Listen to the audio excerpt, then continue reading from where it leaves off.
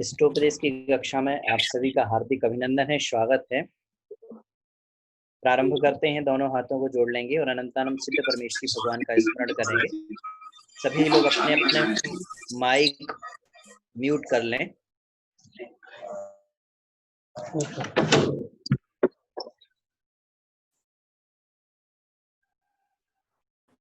दोनों हाथों को जोड़ लेंगे और अनंतानंद सिद्ध परमेश्वरी भगवान का स्मरण करेंगे।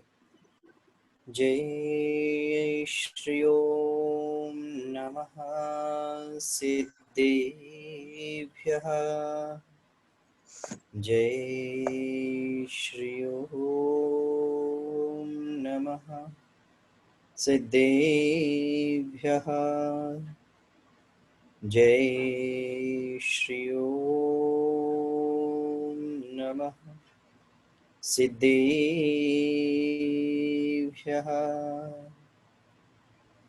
नमो अरिहन्ताणं नमो सिद्धाणं नमो आयर्याणं नमो वज्रायाणं नमो लोये सबसाहूढम्।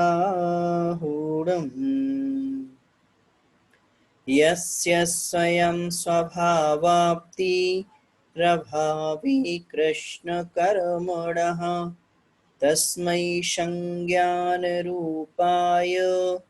नमोस्तु परमात्मने। बोलिए अनंतानंद सिद्ध परमेश्वरी भगवान की जय। आदिम तीर्थंकर श्री खजानाथ आदिनाथ भगवान की जय।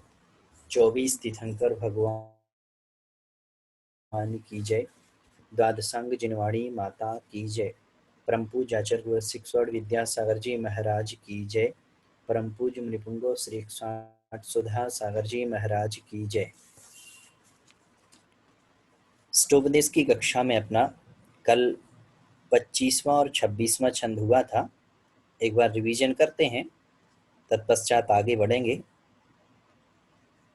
आचार्य पूज्यपाद स्वामी जी ने एकत्व के बारे में चिंतन करते हुए लिखा, कटस्य कर्ताहमिति संबंधः स्याद्वयोर्द्वयो ध्यानं ध्येयं यदात्मैव संबंधः कीदृशस्तदा।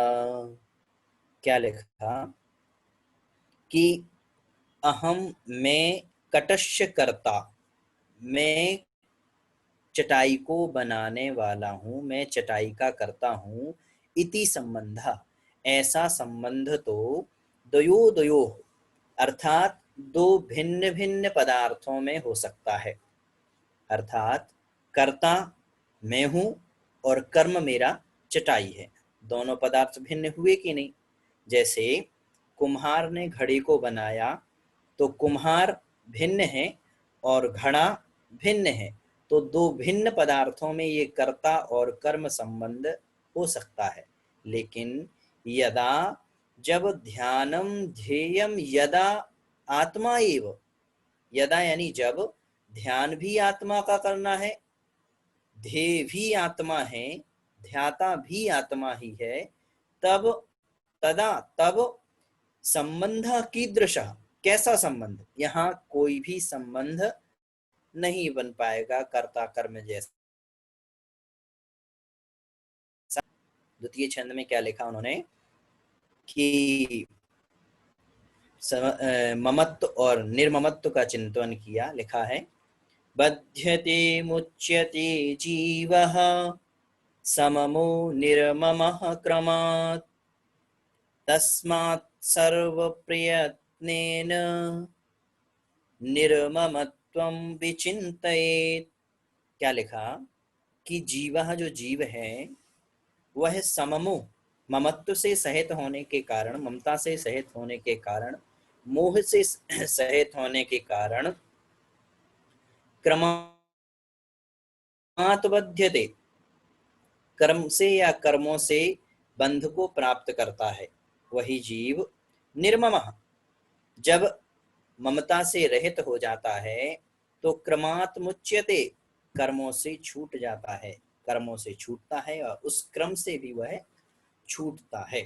तस्मात्, इसलिए सर्व प्रयत्नेन,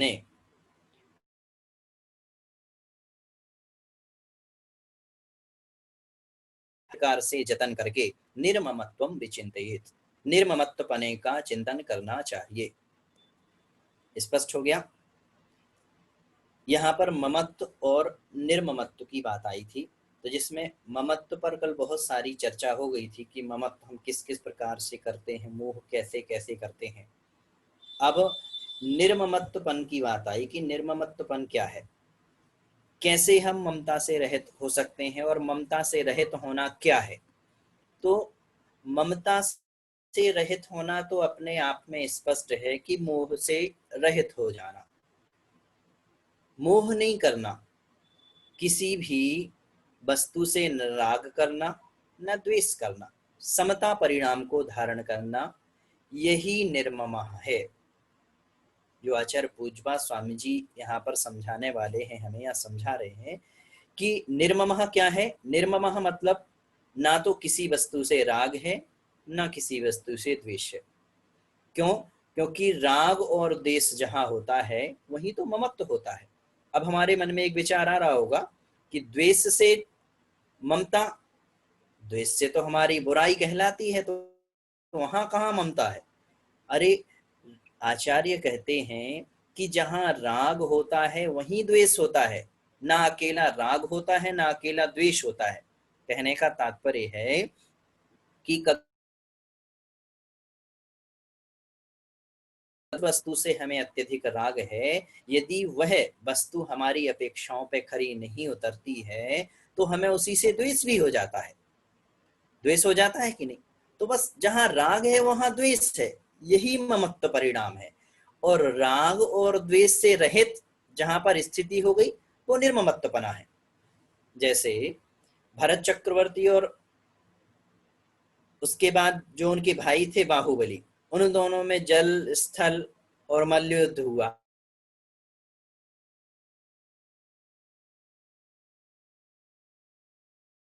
राज दरबार में ये चर्चा हुई, तो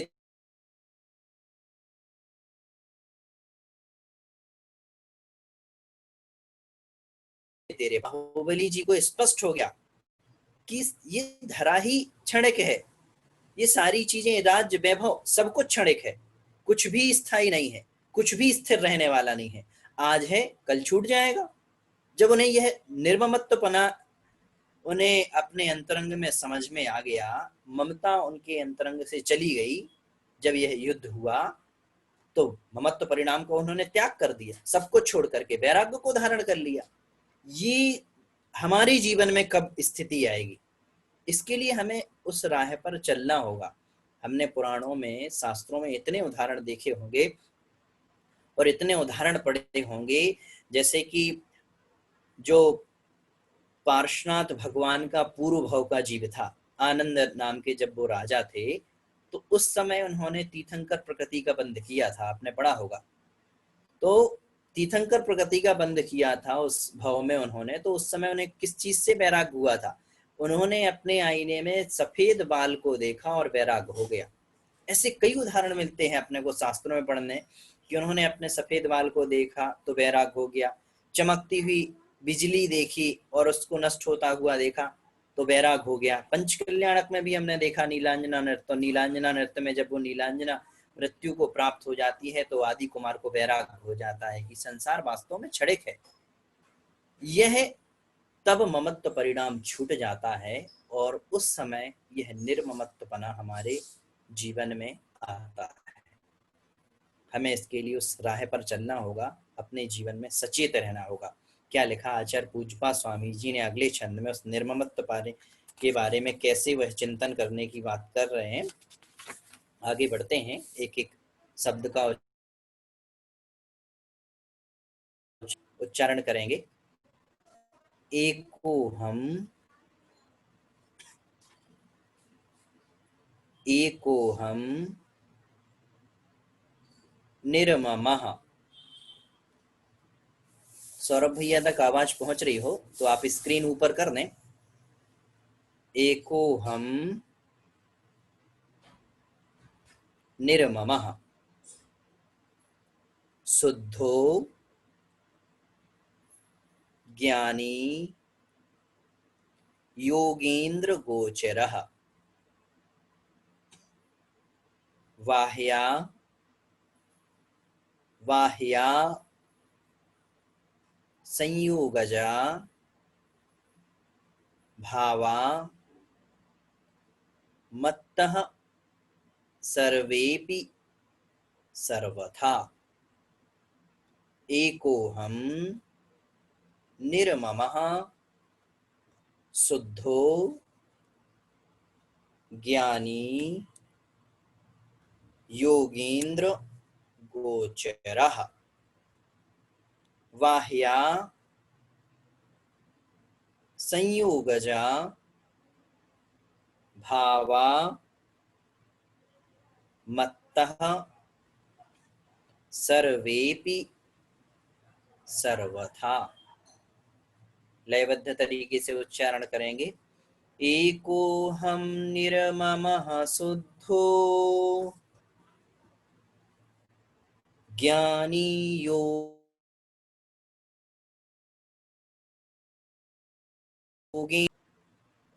बाह्या संयोगजा भावा मत्तः सर्वेपि सर्वथा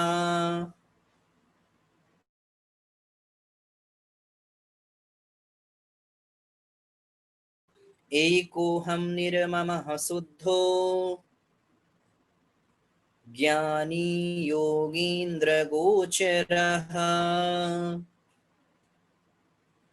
बाह्या संयोगजा भावा मत्तः सर्वेपि सर्वथा।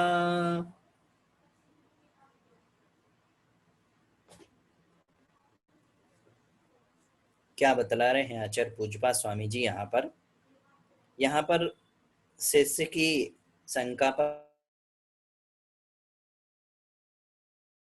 कैसे विचार करना है, कैसे अपने अंतरंग में उस भाव को लाना है कि हम मोह से रहित हो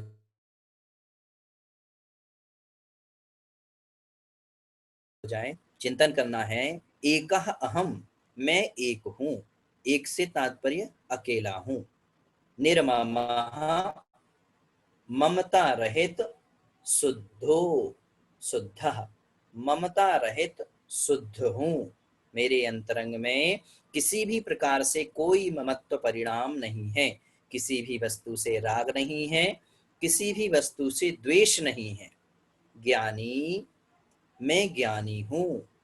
योगीन्द्र गोचरः, योगीन्द्र अर्थात मैं योगियों के द्वारा, मुनियों के द्वारा, अर्थात जो मेरी आत्मा अंतरंग में विद्यमान है, उस आत्म तत्व को योगियों के द्वारा जाना जाता है, योगियों के द्वारा उसका ध्यान किया जाता है। ऐसी वह बाह्य पदार्थ जितने भी हैं, ये सब संयोगजा, ये संयोग से उत्पन्न हुए हैं। संयोग जा से तात्पर्य है उत्पन्न। ये संयोग से उत्पन्न होने वाले हैं। भावा यानी भाव। मत्तः अर्थात मुझसे, सर्वेपि सर्वथा, सर्वेपि यानी सभी, जितने भी हैं, सर्वथा सब प्रकार से भिन्न हैं। जितने भी ये बाह्य भाव हैं, ये सभी प्रकार से सब भाव मेरे से भिन्न हैं। नीचे की पंक्ति का अर्थ हुआ। पुनः देखेंगे नीचे की पंक्ति का अर्थ। बाह्या संयोगजा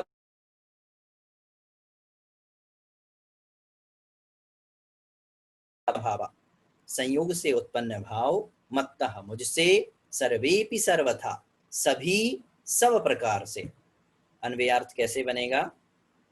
अहम एकः, मैं एक हूँ, अर्थात मैं अकेला हूँ। निर्ममः शुद्धो, मैं ममता से रहित, शुद्धो अर्थात शुद्ध हूँ। ज्ञानी मैं ज्ञानी हूँ, योगींद्र गोचरः, मैं जानने योग्य वस्तु हूँ, मैं योगियों के द्वारा, मुनियों के द्वारा जाना जाता हूँ। और मत्तः, मुझसे जितने भी ये सर्वेपि, सभी संयोगजा भावा, संयोग से उत्पन्न होने वाले भाव हैं, वे सभी सर्वथा बाह्या, सब तरह से भिन्न हैं। वे भाव मेरे हैं नहीं, वे वस्तुएं मेरी हैं नहीं, वे पदार्थ मेरे नहीं हैं। इस प्रकार से हमें यहाँ पर चिंतन करना है। पुनः स्पष्ट हो गया होगा, भावार्थ के रूप में देखते हैं। आचार्य पूज्यपाद स्वामी जी ने यहाँ पर जो निर्ममत्वपने का चिंतन किया है, सबसे पहली बात तो उन्होंने इसमें कही कि हमें चिंतन करना है कि मैं एकः, मैं अकेला हूँ। कोई भी इस संसार में ना तो किसी को साथ लेकर के आया था और ना किसी को साथ, मरे अकेला हुए, पढ़ते हैं अपन ना कि हम अकेले ही जन्म लेते हैं इस संसार में और अकेले ही मृत्यु को प्राप्त होते हैं। फिर क्यों ये सारे जितने पदार्थ हैं, जितने भी लोग, पुत्र, स्त्री, मित्र, भाई, बंधु और संसार की वस्तुएं, पौद्गलिक वस्तुएं, चाहे रुपए पैसे हों, चाहे मकान हो, और सारी चीजें जितनी भी, उन सबको क्यों अपना मानने लगते हैं और क्यों उतना उनसे राग करते हैं? ना तो जबकि हम कुछ लेकर के आए थे और ना कुछ हमें लेकर के यहाँ से जाना है। ऐसा है क्या? कुछ भी, एक छोटी सी भी वस्तु हम अपने साथ यहाँ से नहीं ले जा सकते। केवल हमारी आत्मा, और आत्मा में लिप्त जो कर्म है, कर्मों का जो पिंड है, वही हमारे साथ जाने वाला है। अच्छे कर्म करेंगे तो अच्छे कर्मों का पिंड हमारे साथ जाएगा, और बुरे कर्म यदि करेंगे तो बुरे कर्मों का पिंड हमारे साथ जाएगा, जो आगामी भवों में हमारे लिए फलीभूत होगा। छेढालाकार ने क्या लिखा है, पंडित दौलत राम जी ने, शुभ व शुभ कर्म फल जेते, भोगे जिये कहीं तेते, सुत दारा होए न सीरी, सब स्वार्थ के हैं भीरी। कितनी अच्छी बात लिखी इस एकत्व पने के बारे में। उन्होंने एकत्व भावना के अंतर्गत लिखा कि शुभ अशुभ कर्म फल जेते, भोगे जिये एक ही तेते। चाहे शुभ कर्मों का फल हो, चाहे अशुभ कर्मों का फल हो, सबको अपने अपने कर्मों का फल अकेले अकेले ही भोगना पड़ता है। फिर क्यों हम इतना राग द्वेष यहाँ पर फैला लेते हैं? ना तो हमारे कोई अशुभ कर्म का फल हमारा पुत्र भोग सकता है, ना हमारी पत्नी सहभागी बन सकती है। सुत दारा होए न सूरी, ना सुत न दारा, कोई भी हमारे कर्मों में भागीदार नहीं बन सकता। जैसे कर्म हमने पूर्व जन्म में बांधे थे, उन कर्मों का फल हम भोग करके जाएंगे, यहाँ से भोगना ही पड़ेगा। निधत्ति निकाचित है तो निश्चित है भोगना पड़ेगा, निधत्ति निकाचित नहीं है तो बाकी जितने कर्म हैं वो तो दर्शन से, पूजन से, स्वाध्याय से उनको झड़ाया भी जा सकता है और उनको परिवर्तित भी किया जा सकता है, प्रमुख उदय भी उनका किया जा सकता है। जैसे मान लो अभी भी हमारे पाप कर्म उदय में आ रहे होंगे, लेकिन अभी जो पाप कर्म उदय में आ रहे हैं उनका हमने परिवर्तित कर दिया, वो झड़ गए हमारे पाप कर्म, वो हमें फल नहीं दे पा रहे। क्यों? क्योंकि हम पुण्य का कार्य कर रहे हैं, स्वाध्याय कर रहे हैं, पुण्य का कार्य कर रहे हैं, तो वो आसानी से झड़ते हुए चले जा रहे हैं, उनका हमें पता नहीं चल रहा कि वो कर्म भी हमारे झड़ रहे हैं। लेकिन जब हमारी स्थिति पुण्य में नहीं होती है, जब हम पुण्य कार्य नहीं करते हैं, पाप के कार्यों में ही लिप्त होते हैं और उसी समय कोई पाप कार्य उदय में आ जाए, तब फिर हमें पता लगता है पता कि नहीं कि अब ये पाप कर्म हमारा उदय में आ गया। तो चाहे शुभ कर्म हो चाहे अशुभ कर्म हो, सबको हमें अकेले ही भोगना है। जब हमें अकेले ही भोगना है तो इस संसार से इतना राग कैसा? विचार करो ना, उन्होंने इसी छंद में लिखा, निर्ममः शुद्धो। ये विचार करें हम कि मैं तो ममता रहित शुद्ध हूं। सम्यक दृष्टि जीव के बारे में छेड़ालाकार ने लिखा कि गेही पे ग्रह में न रचे ज्यों जलते भिन्न कमल है। ये है निर्ममत्वपना कि गृहस्थ में रहते हुए भी, गृहस्थी में रहते हुए भी कैसे रहना? गेही पे ग्रह में न रचे ज्यों, जलते भिन्न कमल है। जैसे कमल को आपने देखा होगा कि वो जल से बिल्कुल भिन्न ऊपर अलग खिलता है। कादे में हेम अमल है, नगर नारी को प्यार यथा कादे में हेम अमल है। उन्होंने इतने उदाहरण दिए कि कादे में हेम अमल है, कितने कीचड़ में सोना गिर जाए लेकिन कीचड़ में सोना अलग चमकता है कि नहीं। ऐसा निर्ममत्वपना क्या हमारे अंतरंग में नहीं हो सकता? अरे उस निर्ममत्वपने के बारे में विचार करें। चलो शास्त्रों के उदाहरण के बारे में ही अपन विचार करते हैं कि ममत्व और निर्ममत्वपना क्या है। जैसे कि कल राम सीता और लक्ष्मण का उदाहरण आया था, उसी को देखते हैं। सीता की जीव ने इतने कष्ट भोगे अपने जीवन में, अकेले ही भोगने पड़े। अब सीता की जीव ने अपना कल्याण करने के लिए अंतिम समय में दीक्षा ली। दीक्षा को लेकर के स्वर्ग के देव बन गए। अब यहाँ पर लक्ष्मण की मृत्यु हुई तो राम दुखी हुए, लेकिन राम ने लक्ष्मण की मृत्यु के बाद फिर अपनी दीक्षा ले ली और अपने तपश्चर्या में लीन हो गए। अब राम का तो ममत्व परिणाम छूट गया दीक्षा लेने के बाद, लेकिन सीता की जीव का ममत्व परिणाम दीक्षा लेने के बाद भी और दूसरे भाव में जाने के बाद भी, स्वर्ग में देव पर्याय प्राप्त करने के बाद भी नहीं छूटा। और उस ममता परिणाम के कारण वो इस धरा पर आई और उसने राम के सामने जब पुत्र तपश्चर्या कर रहे थे तब विभिन्न प्रकार से ऐसे लुभावने कृत्य किए कि जिससे इनकी तपश्चर्या है वह डिग जाए।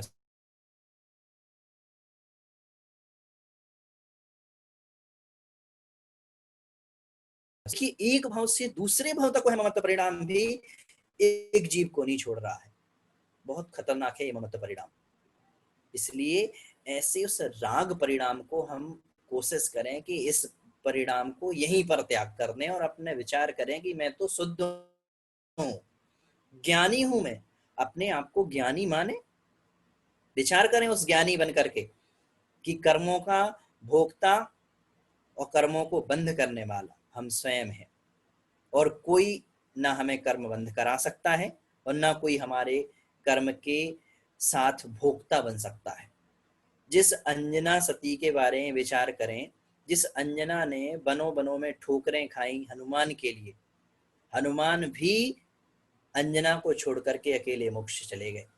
विचार करें जिस अंजना ने अपने पुत्र के लिए क्या क्या नहीं किया, लेकिन वह अंजना, उस अंजना को भी छोड़ करके निर्ममत्वपने का चिंतन करते हुए हनुमान मोक्ष चले गए। ये है वास्तविक निर्ममत्वपना। योगींद्र गोचर, मैं और मेरी आत्मा जो है यह योगियों के द्वारा, उनके द्वारा इसको जाना जाता है। सर्वेपि, जितने भी ये संयोग जा भावा, जितने भी ये बाहरी भाव उत्पन्न हुए हैं, संयोग से जितने भी पदार्थ उत्पन्न हुए हैं, वे सर्वथा बाह्या बेमत्तः, मुझसे सब प्रकार से भिन्न है, मेरा कोई भी नहीं है। ये विचार करना है। अरे हमें ये विचार करना है कि हम तो जैसे उस मेले के समान यहाँ पर इकट्ठे हो गए हैं। आज जो हमारा पुत्र है वो कल पिता भी था, आगे भविष्य में भी पिता बन सकता है। जितने भी ये रिश्ते नाते हैं सब आपस में बदल बदल करके हम पता नहीं कितनी बार किसके पुत्र, कितनी बार किसके पिता, कितनी बार किसकी माता, कितनी बार किसकी स्त्री इत्यादि, हमने इन सारी चीजों को धारण कर लिया है, लेकिन आज तक वह राग परिणाम नहीं छूटा। उदाहरण आपने सुना होगा कि एक सेठ जी थे और बहुत मोह था उन्हें अपने परिवार से, इस धन से और सब कुछ। तो मुनिराज के पास जाते हैं और मुनिराज से पूछते हैं कि मुनिराज मेरा कौन सा भाव होगा अगला। अवधि ज्ञानी मुनिराज थे, तो उन्होंने कहा कि आपका अगला भाव होगा कि आप विष्टा में कीड़ा बनोगे। विष्टा में कीड़ा बनोगे, उन्होंने पहले से सेटिंग बिठा ली। कहा अपने पुत्र से और अपने जो भी काम करने वाले थे उनसे कहा कि देखो मैं मृत्यु को प्राप्त होऊंगा और विष्टा में कीड़ा बनूंगा, और जैसे ही मैं विष्टा में कीड़ा बनूं तो मुझे मार देना, जिससे मुझे उस पर्याय से मुक्ति मिल जाएगी। लेकिन जब जो पर्याय जो जीव धारण करता है तो उससे उस पर्याय से इतना मोह हो जाता है, इतना राग हो जाता है कर्मों के कारण ही, कि वो उस पर्याय से मुक्त नहीं होना चाहता। विष्टा में वह सेठ कीड़ा बन गया, लेकिन जैसे ही वह पुत्र उसका मारने के लिए उद्यत हो वह फिर छिप जाए, फिर वहां आ जाए, जैसी मारने के लिए उद्यत हो तो फिर छुप जाए। ये पर्याय का राग है। हमने देव पर्याय ग्रहण कर ली, नरक पर्याय ग्रहण कर ली, और त्रियंच पर्याय, पता नहीं कितनी कितनी पर्यायों को, उन सब पर्यायों में राग किया, सब पर्यायों में मोह किया, सबसे मोह किया। जितने भी आसपास सब सारी चीजें हमारी विद्यमान थी, जितने भी हमने पदार्थों को इकट्ठा किया, जितना भी धन वैभव इकट्ठा किया, सबसे राग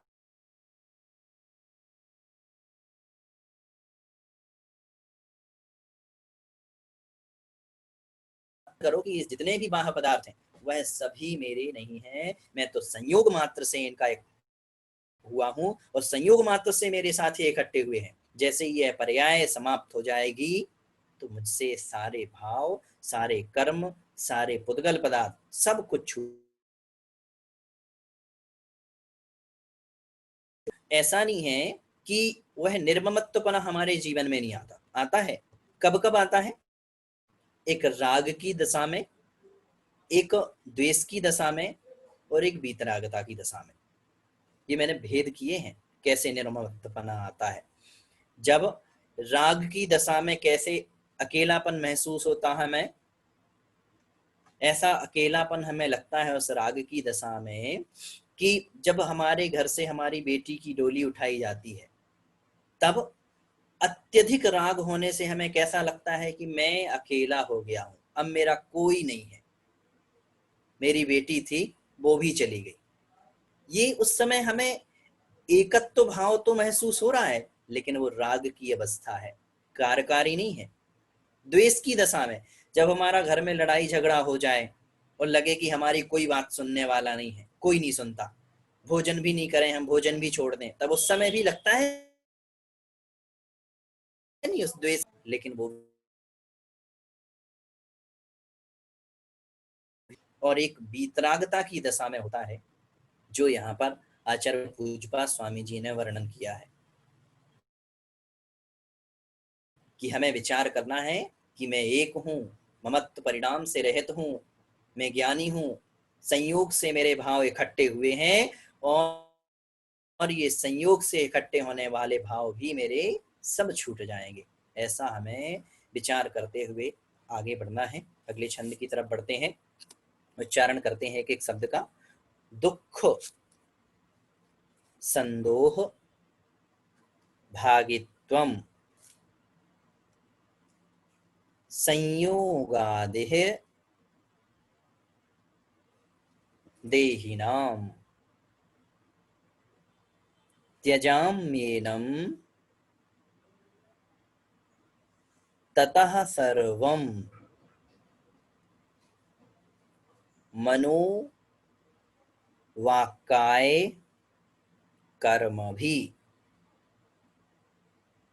दुख संदोह भागित्वम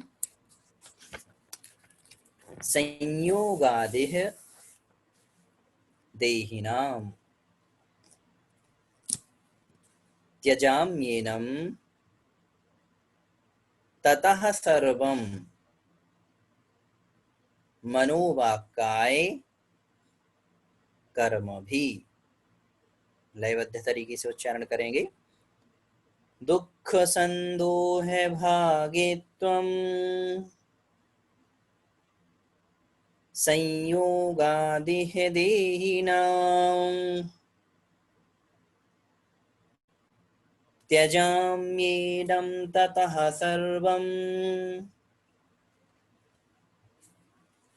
मनोवाक्काय कर्मभिः।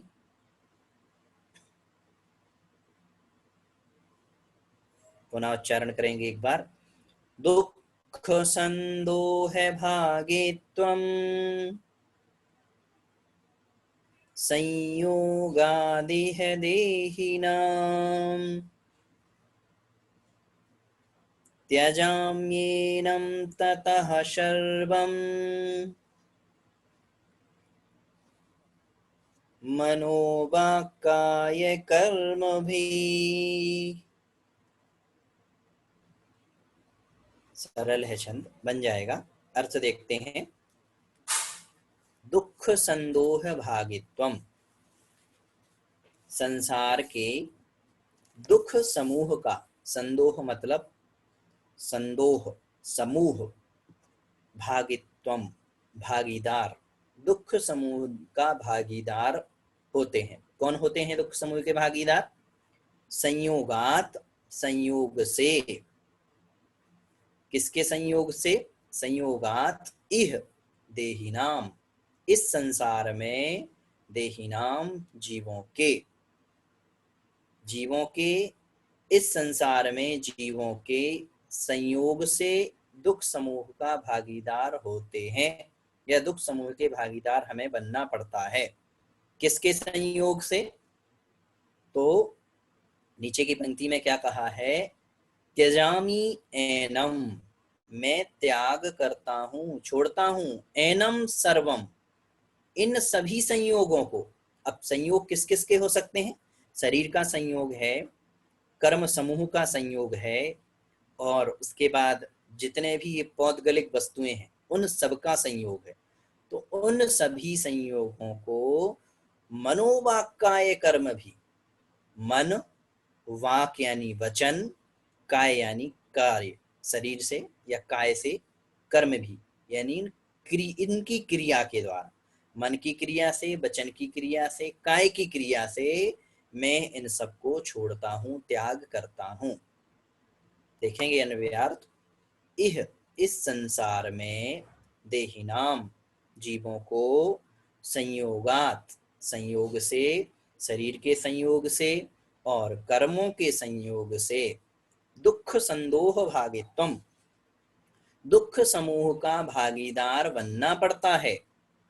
ततः इसलिए, एनम सर्वम, इन सभी संयोगों को, शरीर के संयोग को, कर्म के संयोगों को, मनोवाक्काय कर्म भी त्यजामि, मन वचन काय की क्रिया के द्वारा या उसकी चेष्टा के द्वारा, त्यजामि मैं छोड़ता हूँ, मैं त्याग करता हूँ।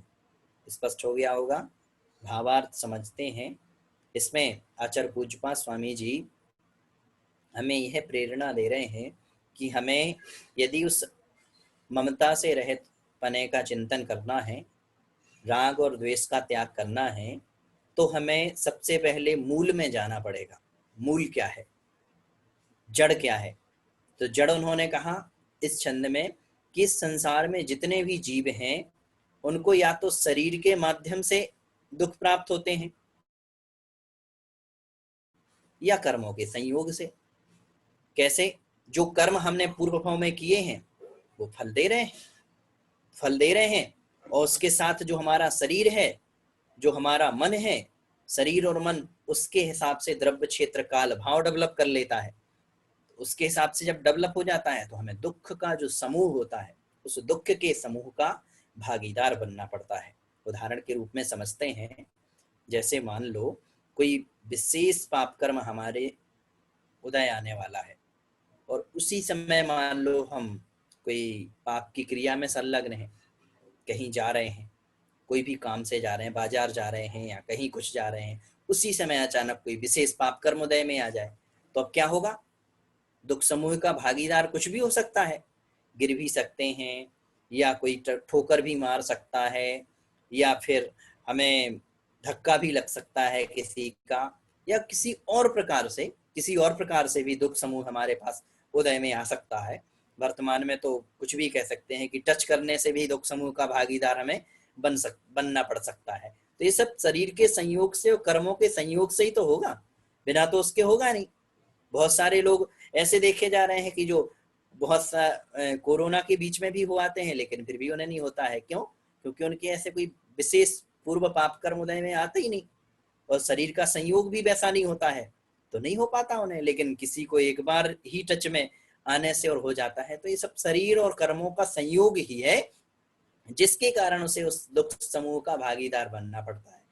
अब विचार करने की बात करने के लिए दूसरी पंक्ति में आचार्य पूज्यपाद स्वामी जी लिख रहे हैं कि इसलिए सभी जितने भी संयोग हैं, चाहे शरीर का संयोग हो और चाहे कर्मों का संयोग हो, सभी संयोगों को त्याग कर दो, छोड़ दो और पुण्य की क्रिया में संलग्न हो जाओ।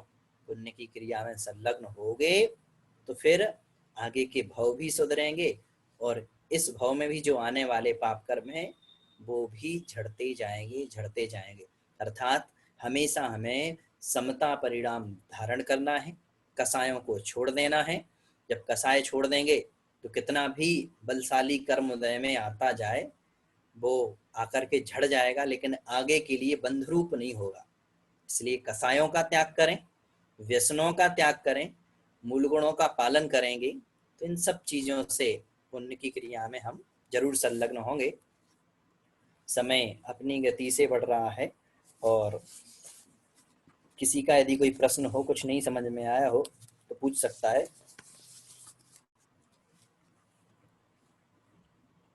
भैया जी समझ में आ गया? स्पष्ट है? जय जिनेन्द्र बताएं। नेहा जी अर्थ स्पष्ट है। ये 27वें काव्य की दूसरी लाइन का जो पहला शब्द है उसका उच्चारण बाह्य ऐसे होगा। वाह या वाह, वाह तो भा आधा है और या जो है वो बड़ा बड़े आ की मात्रा है उसमें और फिर विसर्ग भी है, तो हमें वाह या संयोगजा ऐसे करना पड़ेगा। स्पष्ट है? बाह्या हाँ संयोगज। हाँ, हाँ जी भैया। संयोगजा। हाँ धन्यवाद भैया जी। और जय कोई? जी। जी जी जय। ये बाह्या का मतलब क्या हुआ? बाह्या का मतलब बाहरी हैं ये सारे पदार्थ, बाहरी भिन्न है मेरे से, अलग हैं। बाहरी, भिन्न, अलग, ये इसके पर्यायवाची नाम भी अपन कह सकते हैं। स्पष्ट है? पंडित जी जय जिनेन्द्र। और जय जिनेन्द्र बताएं। पंडित जी, ये हाँ बताएं बताएं यार। 25वां का अर्थ पूछना है मुझे। कटस्य करता है मिति संबंध। अच्छा, उसमें आपको वैसे क्या समझ में नहीं आया? जो वो पूरा ही नहीं उसमें आचार्य समझ में पूजपा आया स्वामी जी ने, अच्छा, इसमें आचार्य पूजपा स्वामी जी ने कटस्य करता है मिति वाले में कुछ विशेष भटकने वाली बात नहीं है। वहां पर सार रूप में समझिए, फिर आप श्लोक पे जाइए। देखिए सार रूप में आचार्य पूजपा स्वामी जी ने वहां पर लिखा कि वहां पर एक तो जैसे शुद्धोपयोग की चर्चा है वो नीचे की पंक्ति में है, एक संबंध के बारे में होता है तो उसको कोई ना कोई कर्ता होता है, उसका बनाने वाला होता है। जैसे मान लो ये हमारे पास पेन है तो इसका भी कोई कर्ता है कि नहीं? उस कर्ता का एक कर्म पेन है कि नहीं? चाहे वो कोई फैक्ट्री भी हो सकती है, जरूरी नहीं। तो कर्ता और कर्म संबंध किस में बनेगा? उन्होंने कहा दो भिन्न पदार्थों में, दो अलग अलग पदार्थों में एक कर्ता और कर्म संबंध बनेगा। जैसे मान लो हमने अभी राखी बनाई, हैंडमेड राखी बनाई, अपने घर में ही बनाई। अब हैंडमेड राखी है तो उस राखी को बनाने वाला कौन हूं? मैं हूं कि नहीं? राखी मेरा कर्म है और कर्ता उसका मैं हूं, तो मेरे और राखी में कर्ता कर्म संबंध हुआ कि नहीं? अब नीचे की पंक्ति में उन्होंने कहा कि आत्मा ध्यान किससे करना है? आत्मा के माध्यम से करना है। हमें प्राप्त किसको करना है? ध्येय मतलब हमारा उद्देश्य क्या है, लक्ष्य क्या है? तो शुद्ध आत्मा को प्राप्त करना है। अभी हमारी कर्मों से लिप्त आत्मा है, तो आत्मा के द्वारा ध्यान करना है। ध्येय भी आत्मा है, तो आत्मा कौन सी है? हमारी ही तो है। आत्मा अलग अलग नहीं है, एक ही आत्मा है। उसी आत्मा से ध्यान करना है, उसी आत्मा को शुद्ध करना है, बस यही बात है। तो जब आत्मा तो एक ही वस्तु है तो उसमें कोई संबंध नहीं बैठे, ये कहने का तात्पर्य है। स्पष्ट है? हाँ जी, हाँ जी पंडित जी। हाँ, यही बताने वाले हैं बस। और कोई? भैया जी 2 श्लोक पढ़ाए, कौन से? आज ये 26वां और 27 और 28 हुए हैं, तो आगे के श्लोक हुए हैं। 25-26 कल हुए थे। चलिए सभी लोग जिनवाणी स्तुति तो करते हैं ना। इसके बाद प्रतिदिन आप हम सबको जिनवाणी स्तुति करना है। ये स्वाध्याय के रूप में अपन श्रृंखला चला रहे हैं और मंगलाचरण करते हैं, तो अपना कर्तव्य है कि जिनवाणी स्तुति करना है, 9 बार नमोकार मंत्र पढ़ना है, तत्पश्चात अपने स्वाध्याय को समाप्त करना है। और किसी